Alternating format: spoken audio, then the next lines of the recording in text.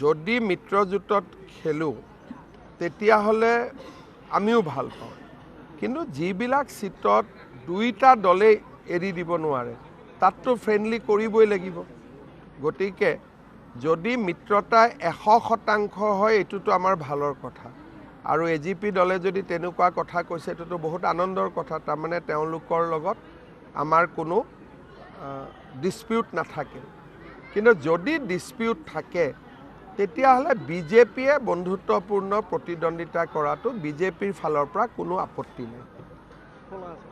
আমি কাৰণ তেওঁলোকৰ এটা সংগঠন আছে, টিকট নিদিলে ৰাইজে বেয়া পাব পাৰে। গতিকে আমি এটা একমডেট কৰিছোঁ AGP যে আপোনালোকে যদি মনাব নোৱাৰে কোনোবা মানুহক, কাৰ্যকৰ্তাক, এইটোত বেয়া পোৱা কথা নাই, বিজেপিয়ে একদম বেয়া নাপায়, আপোনালোকে ফ্ৰেণ্ডলি খেলিব পাৰে।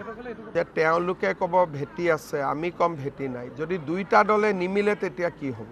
তেতিয়াতো বন্ধুত্বমূলক খেলিব লাগিব। বিজেপিৰ হাতত এটা সমাধান সূত্ৰ আছে যে যিকেইটাত পাৰোঁ মিলিজুলি খেলোঁ, যিকেইটাত নোৱাৰোঁ বন্ধুত্বপূৰ্ণ খেলোঁ। এটা পাৰ্টি জিকিলেই হ'ল।